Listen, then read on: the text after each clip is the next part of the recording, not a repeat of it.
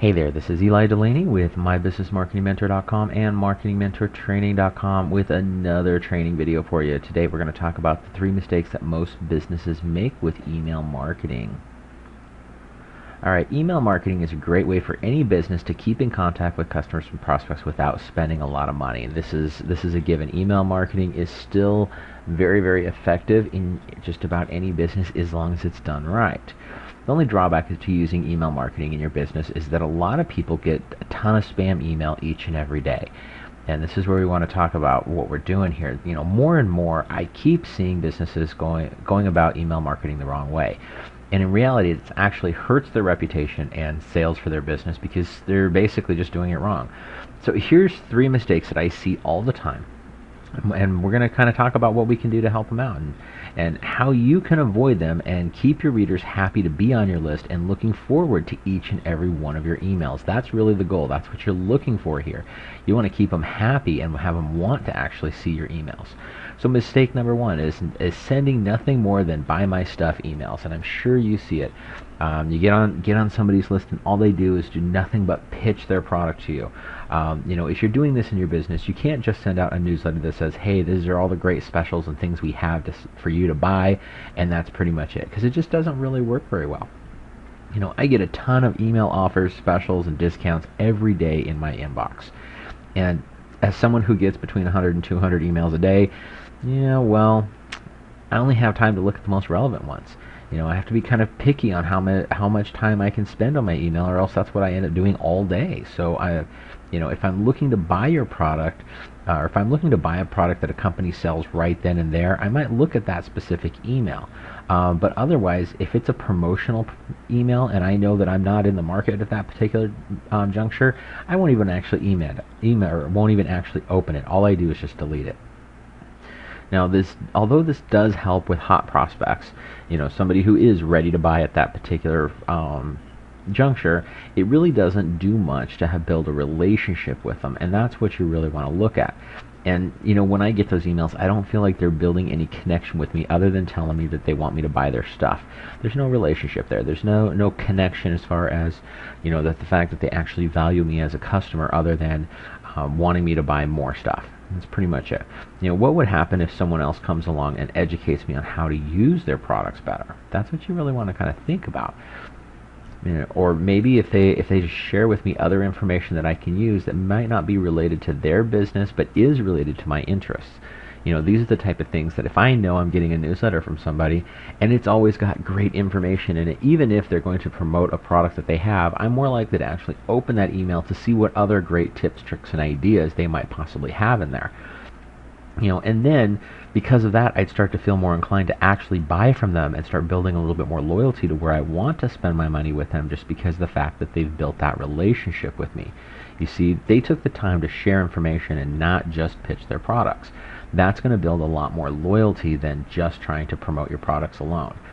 All right, mistake number 2 is not emailing enough.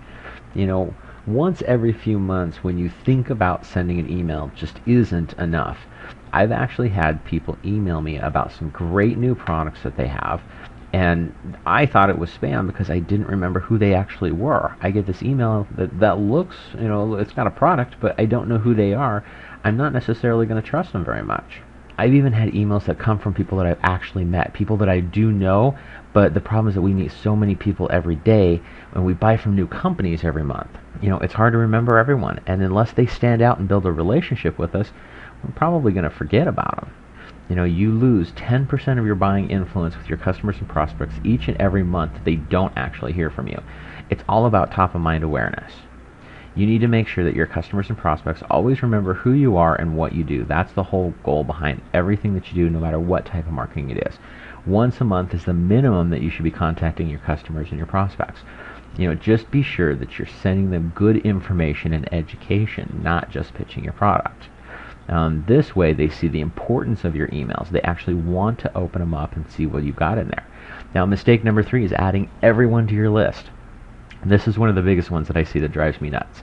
Just because you met somebody at a chamber mixer or seminar does not give you permission to add them to your mailing list. People generally don't mind if you send them a nice to meet you email, but you really need to be careful about not sending them or adding them to your list because they don't necessarily want to be added to your list. They don't mind a communication with you, but they don't necessarily want to get your newsletter and start getting all the junk that you want to put out there promoting your products. And a lot of times it's not anything personal. They just might not be in need of your products or services. So why would you waste the time pitching them on a product that they don't want or need? They might already be perfectly happy with someone that they already buy from. That doesn't mean that they can't build a relationship with you and you can't have a great relationship with them. It just means that they may not be the perfect customer for you right at this time, so you build a relationship first. So because of that, they may not want to get more email. That's another possibility. It doesn't really matter what the reason is, but you should never just add someone to your mailing list just because you can or just because you got their email address. No matter how you got it, whether you got it from meeting them at a chamber mixer or a networking group or anything like that, don't just start spamming them.